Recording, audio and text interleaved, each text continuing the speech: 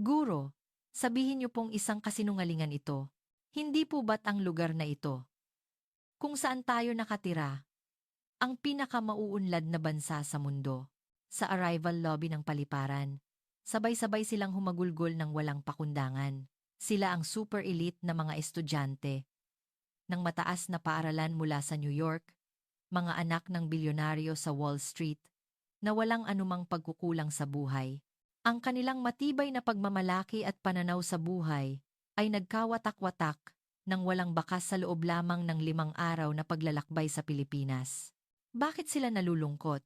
Ano ba talaga ang tunay na sibilisasyon na nasaksihan nila sa arkipelago ng Timog Silangang Asya at hindi sa mga mararangyang penthouse?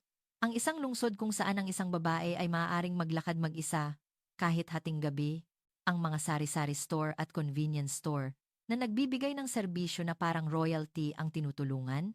Hindi lamang ito simpleng alaala ng educational trip. Ito ay isang talaan ng matinding pagkabigla at damdamin ng mga dalagita na binaliktad ang kanilang karaniwang kaalaman. Nakita ang ibang mundo ng Pilipinas, nawalan ng pag-asa sa realidad ng kanilang sariling bansa at saka nagkaroon ng matinding pananabik. Halina't tuklasin natin ang buong kuwento ng mga dalagitang ito na nagiba ang mundo. Ang walang katulad na pagkabigla ng mga Amerikanong teenager, ang mga babaeng estudyante mula sa mataas na antas ng lipunan na educational trip sa Pilipinas ay umuwi at sa matinding pag-iyak, nagpahayag, kailangan din nating maging parang Pilipinas. Ito ang nakakagulat na dahilan, mga kababayan. May malaking pangyayari ngayon sa Amerika. May isang prestihiyosong pribadong mataas na paaralan na matatagpuan sa gitna ng Manhattan, New York. Ang matrikula pa lamang ay lumalampas na sa 50,000 o mahigit 3.3 milyong piso bawat taon. 25 estudyante ng eskwelahan na ito ang nagtungo sa Pilipinas para sa kanilang educational trip noong nakaraang taglagas. Ngunit ang problema ay lumitaw pag-uwi nila. Ang video na naipost ng mga estudyante sa social media ay umabot sa 2 milyong views at kumalat sa buong Amerika. Ang reaksyon ng mga Amerikano na nakakita ng video ay hindi pangkaraniwan. Totoo ba talagang ganito sa Pilipinas? Tayo ba talaga ang developed country, maunlad na bansa? Bakit hindi natin ito magawa sa Amerika? Maging ang mga magulang ay tumawag sa paaralan. Nais nilang ipadala ang kanilang mga anak sa Pilipinas para sa susunod na educational trip. Ang guro na may 20 taong karanasan sa pagtuturo ay nagsabi, nakalibot na ako sa 40 bansa. Ngunit ang Pilipinas ang unang beses na nakita ko ang mga estudyante na ganito ang tindi ng pagkabigla. Ano nga ba ang nangyari sa loob ng 4 na gabi at 5 araw? Pakinggan natin ngayon ang makulay na kwento ng Pilipinas. Ayon sa mata ng isang Amerikanong guro, bago tayo magsimula, kung maaari lang, like, at subscribe sa channel para mas marami pa tayong ma-share na mga kwento tungkol sa Pilipinas. Pagdating sa hating gabi, ang paliparan na hindi natutulog. Magandang araw. Ako si Miguel Santos, nagtuturo sa New York sa loob ng 20 taon. Noong nakaraang taglagas, naranasan ko ang pinakahindi malilimutang paglalakbay sa buhay ko. Ang destinasyon, ang Maynila, Pilipinas. Ang paaralan namin ay isa sa pinakaprestihiyosong pribadong paaralan sa Manhattan. Ang 25 babaeng estudyante na sumama sa biyahe ay halos lahat ay mga anak ng upper class ng Amerika, mga anak ng financial manager sa Wall Street, mga abogado sa malalaking law firm, at mga doktor. Ang kanilang mga magulang ay naghanda para sa espesyal na biyahe na ito sa loob ng 1 taon. Sa 20 taon kong pagtuturo, nakasama ko ang mga estudyante sa mahigit 40 bansa mula sa malalaking lungsod sa Europa, kultura ng South America, hanggang sa Australia. Dahil sa dami ng karanasan, sa totoo lang, ang pagdating namin sa paliparan ay pasado alas 11 na ng gabi. Pagbaba namin ng eroplano at pagpasok sa terminal, dumating ang unang pagkabigla. Sa kabila ng hating gabi, ang buong paliparan ay perfectly functioning na parang umaga. Sa New York, paglagpas ng alas 5, Ng gabi, halos kalahati ng mga tindahan ay sarado na. Lumalabo ang ilaw at halata ang pagbabago sa kalinisan.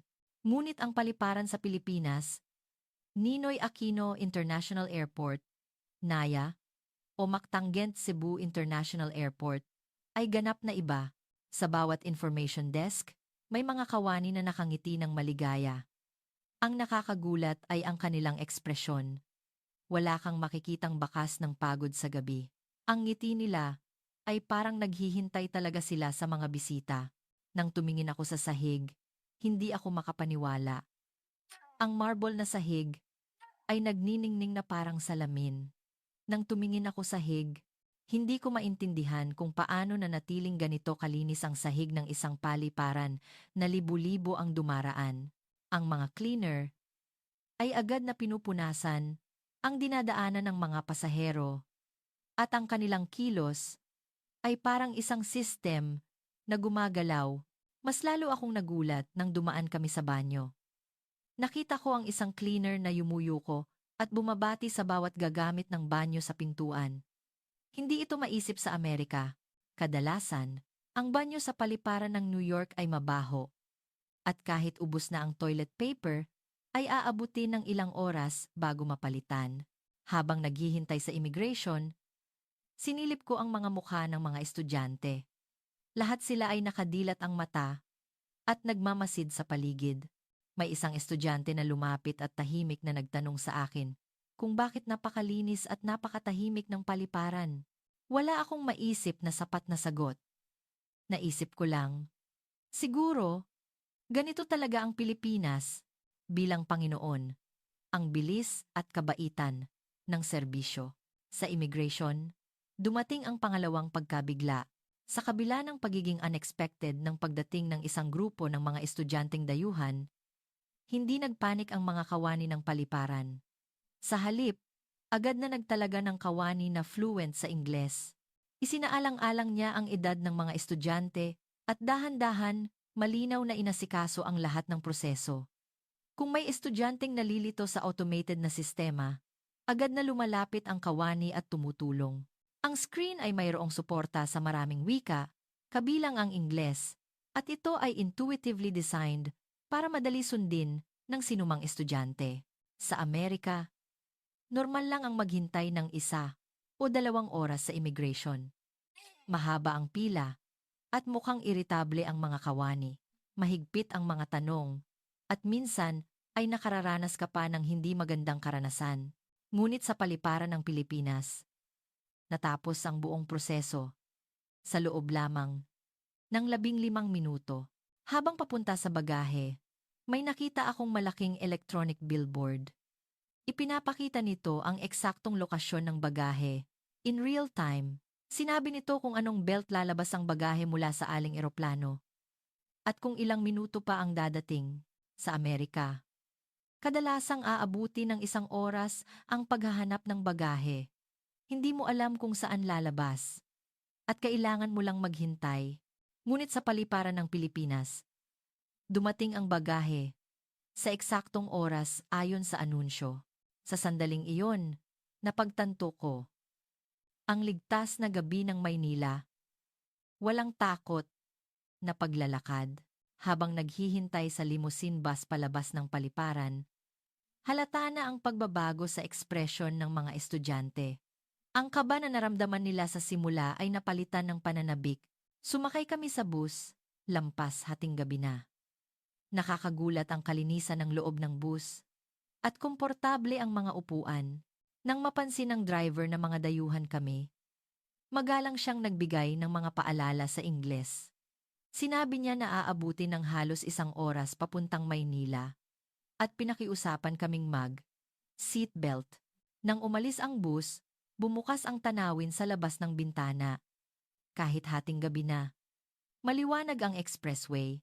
Bawat streetlight ay nakatayo sa eksaktong agwat at ang mga sasakyan sa kalsada ay dumadaloy ng maayos. Walang cut o busina. Ang mga kalsada sa gabi ng New York ay madilim at nakakatakot. Ngunit ang lugar na ito ay parang ibang mundo. Nang pumasok kami sa Maynila, may kaunting bulungan sa pagitan ng mga estudyante. Dahil ito sa mga convenience store na nakikita sa labas ng bintana, maliwanag ang mga ilaw kahit hating gabi, at natural na lumalabas-masok ang mga tao. Sa New York, delikado ang magtungo sa convenience store nang mag-isa paglagpas ng alas 11 ng gabi. Ngunit sa Maynila, kahit iso na ng madaling araw, may mga dalagang naglalakad nang mag-isa sa kalye. Walang bakas ng takot o pangamba. Nakikita mo sila na nakikinig sa headphone habang naglalakad o lumalabas sa convenience store at kumakain ng ice cream habang naglalakad. Napaka-natural ng tanawin. Isang estudyante ang dumikit sa bintana at bumulong. Hindi namin magagawa yan sa Amerika. Tama siya. Sa New York, hindi mo maiisip na maglalakad ang isang babae ng mag-isa sa alas 2 ng madaling araw. Taxi sila, o may kasama, o hindi na lang lalabas. Ngunit sa Maynila, ito ay araw-araw na eksena sa mga modernong distrito. Habang papalapit sa downtown, nakikita na namin ang matatayog na gusali, mga office na hindi pa patay ang ilaw, mga makukulay na neon sign. Ang buong lungsod ay buhay at gumagalaw, hindi natutulog. Ang tanawin ng gabi, mula sa tulay na tumatawid sa ilog, ay nakamamangha. Ang hanay ng mga gusali sa magkabilang gilid ng ilog, ang mga ilaw na reflect sa tubig, hindi ito huli sa skyline ng Manhattan. O baka, mas kahanga-hanga at moderno pa, walang tulog na lungsod. Ang mainit na pagtanggap ng hotel.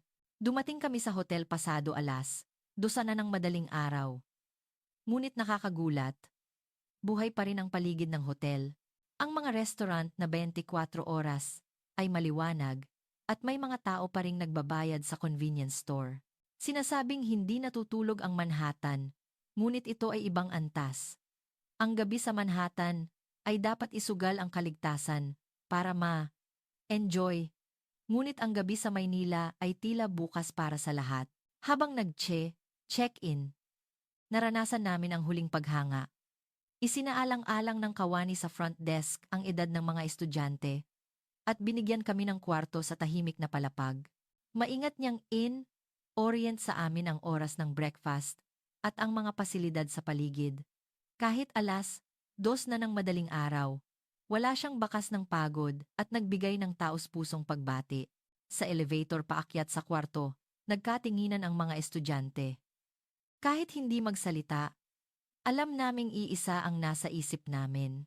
Nakarating pa lang kami mula sa paliparan hanggang sa hotel. 1 oras lang ang biyahe. Ngunit naramdaman na namin na nasa isang lugar kami na totally iba sa mundong alam namin. Hindi ako nakatulog ng gabing iyon. Hindi ko pa lubos maisip kung ano pa ang makikita namin sa mga susunod na araw sa bansang ito. Ang pambihirang almusal, kalidad at pagiging abot kaya. Pagkalipas ng ilang oras, nagsimulang magbulungan sa hallway ang ilang estudyanteng hindi nakatulog dahil sa jet lag. Nagugutom daw sila. Tumingin ako sa orasan at alas 6 na ng umaga. Sa totoo lang, nalito ako. Hindi madaling makahanap ng restaurant na bukas nang maaga sa anumang bansa. Kahit sa New York, mahihirapan ka nang makahanap ng disenteng pagkain sa alas 6 ng umaga. Alas 7 pa ang breakfast ng hotel. At hindi ko pwedeng paghintayin ng 1 oras ang mga gutom. Tinanong ko ang front desk kung may restaurant na bukas ng maaga. Tumawa ang kawani at sumagot. May restaurant daw sa kalapit na eskinita na 24 oras at posible ang pagkain kahit early morning. Nagtaka ako sa sinabi niyang kahit madaling araw, pwedeng kumain. Lumabas kami ng hotel kasama ang 7 estudyante. Malamig ang hangin sa umaga, ngunit gising na ang lungsod. May mga nagjo, jogging, mga employee na nagmamadaling pumasok sa trabaho, at mga kabataan na bumibili ng kape sa convenience store. Ang Maynila ay gumagalaw na kahit early morning. Nang buksan namin ang pinto ng restaurant, isang malaking karinderya o tapsilogan. Sumalubong sa amin ang mainit na hangin at amoy ng pagkain. Mayroon ng ilang customer na kumakain.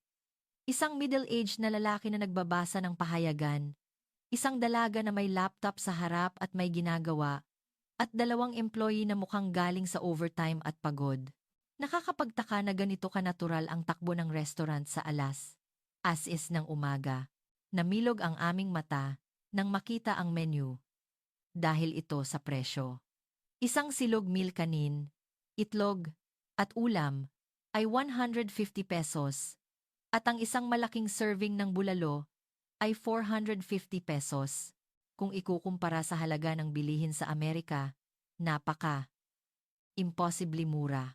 Kung breakfast ka sa Manhattan, kailangan mo ng hindi bababa sa 5-7 hanggang 20 bawat tao at kape at sandwich lang ang makukuha mo. Ang server ay hindi nagpanik nang makita kaming mga dayuhan. Hindi man fluent sa Ingles, gumamit siya ng hand gestures at mga larawan sa menu para makipagkomunikasyon ng maayos. Nang sabihin ng mga estudyante na hindi sila sanay sa maanghang na pagkain, sinabi niyang aayusin niya ang lasa para maging mild. Nakakagulat din ang bilis ng paglabas ng pagkain. 5 minuto pa lang at punong-puno na ang aming mesa ng pagkain. Tapsilog, longsilog, adobo, at sinigang isang malawak na hanay ng mga pagkain. Sandaling nag-alinlangan ang mga estudyante sa harap ng mga pagkaing unang beses nilang nakita. May isang estudyante na kumuha ng longganisa at kinagat ito. Lumaki ang kanyang mga mata. Paulit-ulit siyang nagpahayag ng sarap at mabilis na naubos ang isang serving. Ginaya siya ng ibang estudyante at nagsimulang kumain at ang mesa ay naging masigla. Nagulat kami ulit ng magbayad. 7 tao ang nabusog, ngunit ang total bill ay P3,000 lang. Hindi pa ito aabot ng 6 sa pera ng Amerika. Kung breakfast ang 7 tao sa Manhattan, kailangan mo ng hindi bababa sa 150. Nakangiti ang server habang nagsusukli at sinabing, "Bumalik po kayo ulit." Tinanong niya kung nagustuhan ba ng mga estudyante ang pagkain at nagrekomenda pa ng ibang putahe. Nakakabigla na ganoon sila kabait sa mga dayuhang customer na bigla ang dumating sa as is ng umaga. Ang convenience store at ang bayanihan sa umaga. Habang papalabas sa restaurant, nagpahayag ang mga estudyante. Nag-iling sila at sinabing mahirap makahanap ng lugar sa Amerika na mayroong 3 iyon ng sabay-sabay. Pabalik sa hotel, dumaan kami sa isang 7-Eleven o mini-stop. Kahit early morning, ang store ay inayos at punong-puno ng mga produkto. Ang mga convenience store sa New York ay kadalasang masikip. Sa gabi, sinasarahan pa ang ilang bahagi dahil sa takot sa pagnanakaw. Ngunit ang convenience store sa Pilipinas ay iba. Ang mas nakakagulat ay ang mga bagay na pwedeng gawin sa convenience store. Hindi lang nagbebenta ng paninda, maaari ring magpadala ng padala, magbayad ng utility bills, at mag-cash in pa para sa bangko. Nagtaka ang mga estudyante at nagmasid. Nag-ingay ang mga estudyante nang makakita ng iba't ibang local coffee, milk na may cute na packaging. Bawat isa ay kumuha ng isa at nagpakuha ng larawan. Bumati ng maligaya ang cashier at nagpahayag ng pagbati sa kanilang pagbisita sa Pilipinas. Walang bakas ng bother, o inis dahil sa pagiging dayuhan namin. Sa halip, naramdaman namin ang init ng loob na sila pa ang unang nakipag-usap. Habang lumalabas sa convenience store, may isang estudyante na bumulong. Ang Pilipinas ay parang isang bansang 24 oras na buhay. Inggit na inggit daw siya sa katotohanan na maaari nilang malutas ang anumang kailangan nila anumang oras. Sa Amerika, maraming tindahan ang nagsasara kahit linggo pa lang, ngunit dito, lahat ay gumagalaw kahit early morning. Pabalik sa hotel, muli naming pinuri ang kalinisan ng kalye. Walang kahit isang basura. Nakita namin ang mga cleaner na nagwawalis sa kalye. Ang buong lungsod ay gumagalaw ng organically, parang isang life force. Pagdating sa lobby ng hotel, gising na rin ang ibang estudyante. Nang makita kami, nagtanong sila kung saan kami galing. Nang ibahagi namin ang kwento ng early morning meal, Lahat sila ay nainggit at sinabing gusto nilang sumama sa susunod. Ngunit iyon ay simula pa lang. Ang talagang nakakagulat ay nangyari pagkatapos noon. Sa ilalim ng lupa, ang sistema ng disiplina at paggalang. Alas 9 ng umaga, nagsimula na ang formal na itinerary. Ang unang destinasyon ay isang parke sa tabi ng ilog, parang Roxas Boulevard o Park sa BGC, na inirekomenda ng kawani ng hotel bilang lugar kung saan makikita ang araw-araw na buhay ng mga mamamayan. Nagpasya kaming sumakay ng LRT, MRT o isang highly modernized na subway line sa Manila, Cebu. Ang public transportation ay hindi pamilyar na karanasan para sa mga estudyanteng Amerikano. May subway sa New York, ngunit karamihan sa mga estudyante ay gumagamit ng kotse ng magulang o taxi at bihirang sumakay sa subway dahil sa takot sa panganib. Pagpasok sa station, nagsigawan ang mga estudyante. Napakalinis ng loob ng station. Ang sahig ay nagniningning at walang mantsa ang dingding. Komportable ang hangin sa ilalim ng lupa, ngunit walang amoy. Naalala ko ang subway sa New York. Madilim, mamasa-masa, at may mga daga na naglalakad ganap na iba ito. Kahit sabihin pang mahigit 100 taon na ang pasilidad, pakiramdam ko ay palusot lang iyon. Nang makita ko ang subway sa Pilipinas, sumakay kami sa escalator pababa sa platform. Kahit malalim ang baba, maayos ang ventilation kaya hindi mo mararamdaman na nasa ilalim ka ng lupa. Paulit-ulit na nagmasid at nagkuhanan ng larawan ang mga estudyante. Pagdating sa platform, nakita namin ang mga taong nakapila. Sinunod nila ang mga marka ng boarding position na nakaguhit sa sahig at nakatayo sa dalawang linya ng maayos. Walang nagtutulakan o sumisingit. Nagulat kami ulit nang makita ang electronic bulletin board. Ipinapakita nito ang eksaktong segundo kung kailan darating ang susunod na tren. Tiningnan ito ng isang estudyante at kinumpirma. Totoong dumating ang tren sa eksaktong oras. Sa New York, hindi mo alam kung kailan darating ang subway. Minsan, akala mo 10 minuto ka nang naghihintay, biglang 3 tren ang sunod-sunod na darating. Kaya, hindi naniniwala ang mga New Yorker sa oras ng subway. Ngunit sa Pilipinas, ang oras ay sinusunod hanggang sa minute at second. Nang bumukas ang pinto ng tren, kahanga-hanga ang kilos ng mga tao. Tumabi sila para makababa muna ang mga pasahero. Pagkatapos lumabas ng lahat, saka sila sumakay ng maayos. Walang nagtutulakan o nag-aagawan. Sa subway ng New York, giyera ang pagbukas ng pinto. Naghahalo ang mga bumababa at sumasakay, at may mga sumisigaw. Hindi bihirang magkaroon ng maliit na away. Sanay sa ganoong tanawin, ang mga estudyante ay natigilan sa kaayusan ng subway sa Pilipinas. Pagpasok sa loob ng tren, malinis din. Walang graffiti sa mga upuan at walang basura sa sahig. Nagniningning ang mga handstrap, maayos ang aircon, komportable, at maliit ang ingay kaya madaling makipag-usap. May isang estudyante na nakadiskubre ng nakakagulat na bagay. Gumagana ang internet sa loob ng subway. Maaaring tunog lang itong normal, ngunit hindi ito maiisip sa subway ng New York.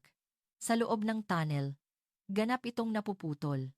Agad na nagpadala ng mga larawan ang mga estudyante sa kanilang pamilya. Ang kaligayahan ng mga tao, ang parke na walang bayad. Pagdating sa aming destinasyon, umakyat kami sa ibabaw ng lupa. Nang bumukas ang malaking ilog sa aming harapan, muling nagsigawan ang mga estudyante. Ang malawak na ilog, ang mga parke sa magkabilang gilid, at ang mga gusali sa malayo. Pagpasok sa parke, nakita namin ang araw-araw na buhay ng mga mamamayan. May mga nagjo, jogging, nagbibisikleta, nakakagulat na ang daming tao ang nag-eehersisyo kahit umaga ng weekday. Ang pinakakahanga-hanga ay ang mga public exercise equipment na nakakabit sa gilid ng ilog. Nagulat ang mga estudyante nang makita ang sign na nagsasabing maaaring gamitin ito ng sinuman ng libre. Sa Amerika, kailangan mong magbayad at mag-enroll sa gym para mag-ehersisyo. Kadalasang lumalampas pa sa 100 ng bawat buwan. Ngunit dito, maaaring mag-ehersisyo ang sinumang mamamayan ng libre. May isang matandang lalaki na gumagamit ng equipment. Naglakas loob ang isang estudyante na lumapit. Kahit hindi sila nagkakaintindihan sa salita, nakipag-usap sila gamit ang hand gestures. Nakangiti ang matanda at tinuruan siya kung paano gamitin ang equipment. Sabi niya, araw-araw daw siyang nag-eehersisyo dito. Tumango ang mga estudyante nang makita iyon. Naintindihan daw nila kung bakit mukhang malulusog ang mga senior citizens sa Pilipinas.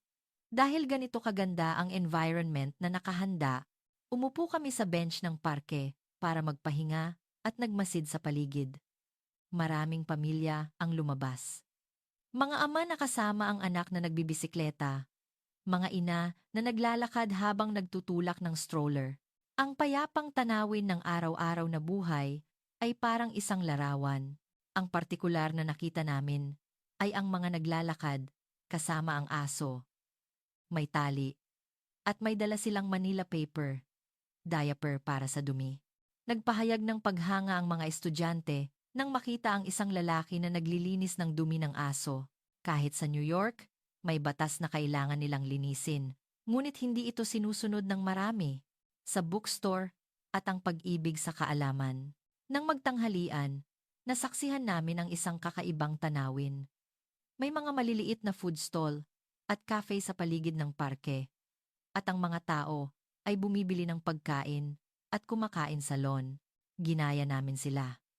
Bumili kami ng pandesal with palaman at soft drinks sa convenience store. Umupo kami sa gilid ng ilog at nagsimulang kumain. Malamig ang simoy ng hangin at nagniningning ang tubig ng ilog sa sikat ng araw, sabi ng mga estudyante. Ngayon lang daw sila nakaranas ng ganito at paulit-ulit silang nagkuha ng larawan. May mas nakakagulat pa na nangyari pagkatapos kumain. Walang nag-utos, ngunit kusa nang nagsimulang magtipon ng basura ang mga estudyante. Ginaya nila ang nakita nilang ginagawa ng mga Pilipino sa paligid. Habang naghahanap ng basurahan, tiningnan namin ulit ang buong parke. Walang kahit isang basura. Napakalaki ng parke at napakaraming tao, ngunit malinis ang lupa. Ang Central Park sa New York ay napupuno ng basura tuwing weekend. Sinasabing dahil ito sa kakulangan ng cleaner, ngunit nang makita namin ang parke sa Pilipinas, pakiramdam namin ay problema ito ng civic consciousness ng mga mamamayan. Bago kami umalis sa parke, may nakita pa kaming isa. Ang public bicycle rental system, parang bike share. Ang mga bisikleta ay nakahanay sa bawat station. Madali daw itong hiramin gamit ang smartphone. Nagulat ang isang estudyante nang tingnan ang presyo. Pambihirang mura ang halaga. Ang katumbas ay ilang cents lang sa pera ng Amerika. Mayroon ding katulad na sistema sa New York. Ngunit mas mataas ang presyo ng ilang beses. At hindi maganda ang kondisyon ng bisikleta. Bukod pa rito, madalas ang pagnanakaw at pagkasira, kaya hindi na inirerekomenda ang paggamit. Umalis kami sa parke bandang 2:00 ng hapon. Ang kultura ng kaligtasan, kalinisan, at paggalang sa isa't isa, iyon daw ang pinakakahanga-hanga. Kultura ng pag-aaral. Sa loob ng bookstore, nagpatuloy kami sa shopping mall sa Makati o Taguig. BGC. Gusto ng mga estudyante ang shopping. Ngunit may lugar na gusto kong ipakita sa kanila. Iyon ay isang malaking bookstore, parang fully booked o national bookstore. Pagpasok sa mall, muling napaikot ang mata ng mga estudyante. Nagulat sila sa katotohanan na may ganoon kalaking shopping mall sa ilalim ng lupa. Mataas ang ceiling at maliwanag ang ilaw, kaya hindi mo mararamdaman na nasa ilalim ka ng lupa. Pagdating sa bookstore, natigilan ang mga estudyante. Ang matatayog na shelf ng libro, punong-puno ng libu-libong libro. Hindi ito bookstore, kundi isang art piece. Ngunit ang gusto kong ipakita sa mga estudyante ay hindi ang gusali, kundi ang mga taong nagbabasa sa loob. Kahit weekday ng hapon, maraming mamamayan ang may hawak na libro. Ang tanawin ng mga tao na nakaupo at tahimik na nagbabasa ay kahanga-hanga Ang partikular na nakita namin ay ang mga employee na naka-suit. Nagbabasa sila kahit tapos na ang oras ng tanghalian. Nagtanong ang isang estudyante. Hindi ba sila nagtatrabaho? Sumagot ako na siguro naglaan lang sila ng kaunting oras. Natahimik ang mga estudyante nang marinig iyon. Ang kultura ng pagbisita sa bookstore imbes na cafe sa oras ng pahinga ng mga abalang employee, hindi ito maisip sa Amerika. Ang lunchtime ng mga employee sa Manhattan ay kadalasang bumili ng salad at bumalik sa mesa o uminom ng kape habang smartphone. Nanatili kami sa bookstore ng halos 1 oras. Bawat estudyante ay nagmasid sa mga libro ayon sa kanilang interes. May estudyante na nagbabasa ng librong Ingles tungkol sa Pilipinas, may nagbubuklat ng Tagalog learning book. Marami rin ang humanga sa photo album ng mga tanawin sa Pilipinas. Paglabas sa bookstore, may isang estudyante na nagsabi, "Parang alam ko na kung bakit ganito ka. Developed ang Pilipinas." Sabi niya, dahil daw may kultura ng patuloy na pag-aaral at pagkatuto ang mga tao. Ang ganitong uri ng passion sa pag-aaral daw ang puwersang nagpapagalaw sa buong bansa. Tumango ang ibang estudyante sa sinabi niya. Sa Amerika, mayroong atmosphere ng pag-ayaw sa pag-aaral. Ang pagbabasa ay itinuturing na boring at ang mga batang masisipag mag-aral ay minsan pa nga'y tinitingnan ng iba. Ngunit ang Pilipinas ay ganap na kabaliktaran. Sining at puso, ang kultura ng kabataan. Habang naglilibot sa mall, shopping din kami. Partikular na natuwa ang mga estudyante sa cosmetics section ng Pilipinas. Kilala sa Amerika ang kalidad ng cosmetics sa Pilipinas. Test sila ng iba't ibang produkto at enjoy. Humanga rin sila sa serbisyo ng mga store clerk. Nagrekomenda sila ng produkto na bagay sa skin type at explain ng detalyado kung paano gamitin. Mahirap makakuha ng ganitong antas ng serbisyo sa store sa Amerika. Halos lahat ng clerk ay walang pakialam o nag-aapura. Nang papalapit ang gabi, lumipat kami sa lugar ng kabataan, parang Eastwood o UP Town Center. Gusto kong ipakita sa kanila ang kultura ng mga kabataan sa Pilipinas. Pagbaba ng station, sumalubong sa amin ang masiglang atmosphere. Tunog ng musika, tawanan ng mga tao, makukulay na signage. Ang kalye ay parang festival ground. Paglabas sa kalye, may nakita kaming street performance. May mga kabataan na sumasayaw ayon sa musika. Perfect ang kanilang choreography. Maniniwala ka kung sasabihin mong professional dancer sila. Pagkatapos ng performance, pumalakpak ang mga manonood. Ang ilan ay naghulog ng pera sa sombrero. Nagpasalamat ang mga performer. Humanga ang mga estudyante. Hindi raw sila makapaniwala na ganoon ang standard ng street performance. May mga street performer din sa New York. Ngunit karamihan ay hindi mataas ang standard at kadalasang marumi ang paligid. Minsan, snatch ka pa habang nanonood kaya iniiwasan ang matagal na pananatili. Ngunit ang lugar na ito ay ligtas at malinis. Madali kaming enjoy sa performance. Pag-asa at pangarap, ang cafe at ang dinner. Pagkatapos maglakad ng kaunti, may nakita kaming flea market, parang pop-up market. Nagbebenta ang mga young artist ng gawa nilang sining, mula sa jewelry hanggang sa handmade crafts. Bawat isa ay may sariling personalidad. Sa isang booth, huminto ang mga estudyante. Mayroon itong mga earring na binigyan ng modernong interpretation ang tradisyonal na kultura ng Pilipinas. Nagpaliwanag sa Ingles ang nagtitinda. Pinagsama namin ang tradisyon at modernismo ng Pilipinas. Bumili ang ilang estudyante. Tuwang-tuwa sila na magiging isang espesyal na souvenir daw ito. Sa ibang booth, nagbebenta ng calligraphy na gawa sa brush. Humanga ang mga estudyante sa ganda ng mga sulat. Isang estudyante ang humiling na isulat ang kanyang pangalan sa baybayin. Malugod itong isinulat ng artist. Sinasabi na nakasabit pa rin daw ang sining na iyon sa kwarto ng estudyante. Habang naglilibot sa flea market, nag-usap ang mga estudyante. Inggit daw sila sa pagkakaroon ng space kung saan malayang makakakilos ang mga young artist. Bihira raw ang ganoong pagkakataon sa Amerika. Sa New York, napakalaki ng gastos para maging artist. Mahirap para sa mga young artist na manatili dahil sa mataas na upa. Ngunit dito, may foundation para mapalawak ng mga kabataan ang kanilang talento, sabi ng mga estudyante. Patunay daw ito na sinusuportahan ng Pilipinas ang kultura at sining. Huminto kami sa harap ng isang kakaibang cafe. Nahuli ang aming atensyon ng interior nito, na pinagsama ang tradisyonal na muebles at modernong ilaw. Gustong pumasok ng mga estudyante. Mas espesyal ang loob ng cafe. May mga artwork sa dingding, at sa isang gilid, punong-puno ng bookshelf. Hindi lang ito lugar para uminom ng kape, kundi isang espasyo para mag-enjoy sa kultura. Habang nakaupo at naghihintay ng inumin, nagmasid ako sa paligid. Maraming kabataan ang may laptop sa harap at may ginagawang bagay. Mga estudyanteng nag-aaral, freelancer na nagtatrabaho, mga nagbabasa ang cafe ay nagiging pangalawang workspace. Isang estudyante ang humanga.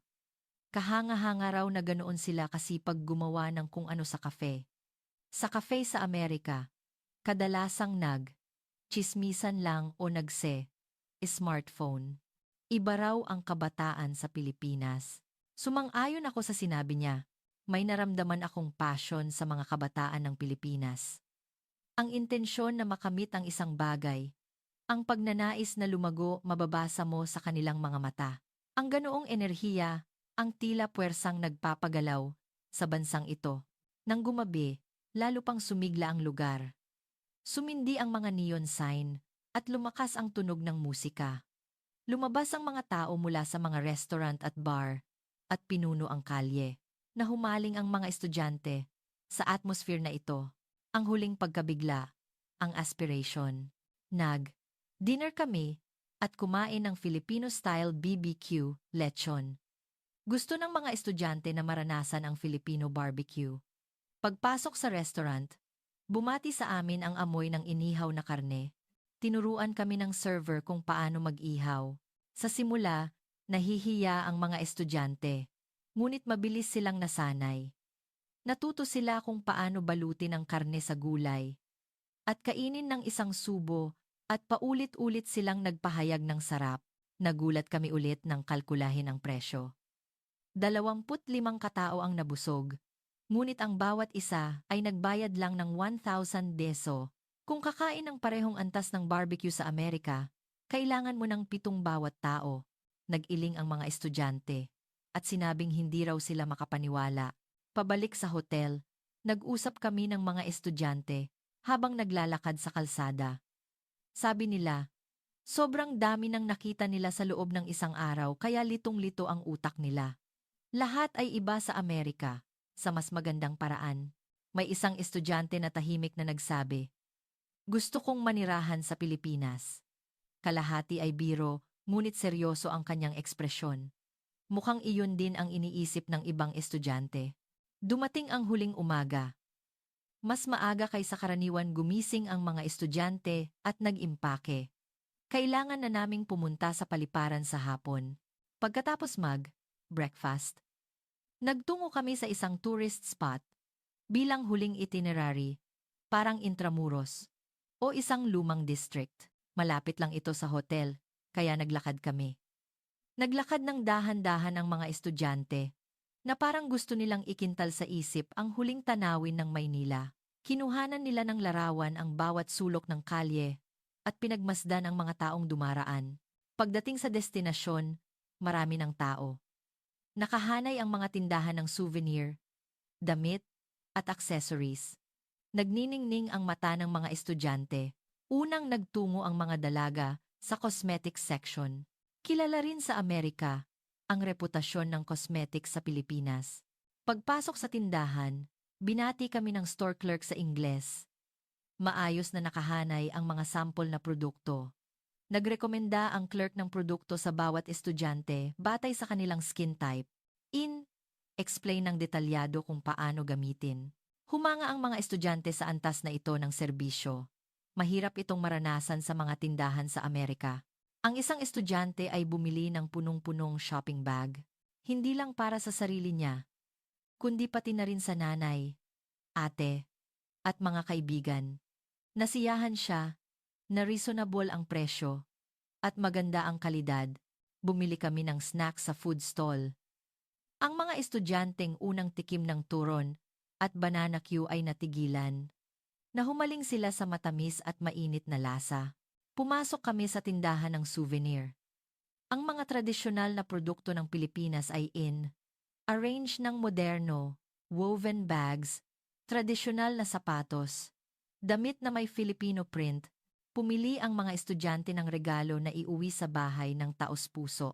Ang store owner ay nagbigay ng espesyal na discount sa mga dayuhang estudyante. Sabi niya, salamat daw sa pagbisita sa Pilipinas. Muling humanga ang mga estudyante sa init ng loob. Naramdaman daw nila ang malasakit ng mga Pilipino. Lunch kami at kumain ng tendon Japanese dish o isang specialty na lechon kawali na madalas makita sa mga mall. May mga larawan at paliwanag sa Ingles sa menu, kaya madali ang pag-order. Paglabas ng pagkain, humanga ang mga estudyante. Ang pagkain ay parang nakatambak na parang bundok, at ito ay parang isang art piece. Lahat ay nahumaling sa crispy na texture at matamis na sarsa. Pagkatapos kumain, dumaan kami sa isang lumang simbahan. Natigilan ang mga estudyante sa kadakilaan ng lumang gusali. Sandali kaming umupo sa loob at namahinga. Payapa ang oras. Umupo kami sa hagdan sa harap ng simbahan at nag-usap. Binalikan ng mga estudyante ang kanilang karanasan sa loob ng ilang araw. Sinabi nilang mas mahusay ito kaysa sa inaasahan nila. Wala raw silang alam tungkol sa Pilipinas noon. Ngunit ngayon, ito na raw ang paborito nilang bansa. May isang estudyante na tahimik na nagsabi, gusto ko talagang bumalik. Gusto kong manatili ng mas matagal. Tumango rin ang ibang estudyante. Lahat sila ay sumang-ayon na napakaikli ng ilang araw. Ang pag-iyak sa paliparan ng New York at ang social media frenzy. Nang maghapon, bumalik kami sa hotel. Kinuha namin ang mga bagahe at sumakay sa bus papuntang paliparan. Maliwanag ang ekspresyon ng mga estudyante. Kahit mabigat ang kanilang shopping bag, nagtawanan sila na ang mga binili nila sa Pilipinas ay magiging mahalagang alaala. Nang umalis ang bus, tumitig ang mga estudyante sa labas ng bintana. Tila sinusubukan nilang ikintal sa isip ang tanawin ng Maynila na dumaraan. May isang tahimik na bumulong. Babalik ako. Dumating kami sa paliparan. Eksaktong lugar kung saan kami unang tumapak ilang araw na ang nakalipas. Ngunit ganap nang nagbago ang puso ng mga estudyante. Ang orihinal na kaba ay napalitan ng pananabik. Nagpaalam sila sa mga kawani habang check-in. Napakaganda raw ng oras nila sa Pilipinas.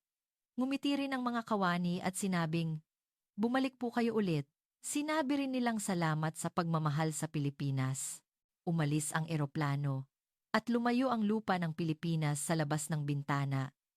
Naghihinayang ang mga estudyante habang nakatingin sa liwanag na lumiliit. May isang nagkuha ng larawan para makuha ang huling tanawin ng Pilipinas.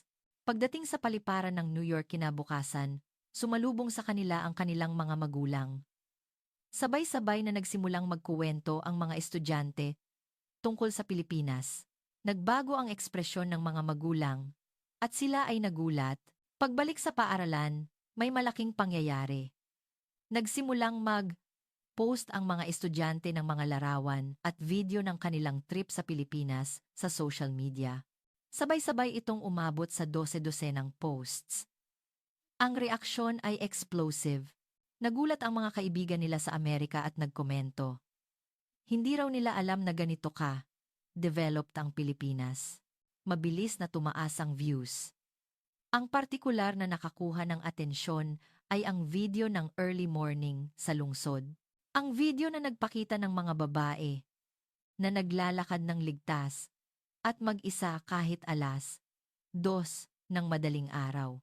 Nagulat ang mga tao na nagsabing hindi ito maiisip sa Amerika. Umabot sa 2 milyong views ang post. Nagpatuloy ang magkakatulad na reaksyon sa mga komento. Bakit hindi natin magawa ito sa Amerika? Maraming nagkomento na may bahid ng panghihinayang, na nagsasabing sila ang sinasabing pinakamalakas na bansa sa mundo. Ngunit hindi nila masigurado ang pangunahing kaligtasan. Tumaas din ang interes sa Pilipinas sa mga magulang. Nagdagsa ng inquiry sa paaralan. Ang request ay gawing Pilipinas ang susunod na overseas educational trip. Malaki ang itinaas ng mga magulang na gustong ipadala ang kanilang mga anak sa Pilipinas. Inimbitahan din ako ng paaralan para sa isang espesyal na lecture. Ibahagi raw ang aking karanasan sa Pilipinas, sa ibang estudyante at kawani, na puno ang bulwagan. Lahat ay interesado sa bansang Pilipinas. Sa lecture, nagkuwento ako ng tapat tungkol sa mga nakita ko sa Pilipinas. Ang efficiency ng sistema, ang level ng civic consciousness, at higit sa lahat, ang puso at mainit na pagtanggap sa mga dayuhan. Nakinig ng mabuti ang mga audience. Mas matagal kaysa inaasahan ang a session. Gusto ng lahat na malaman ang tungkol sa Pilipinas.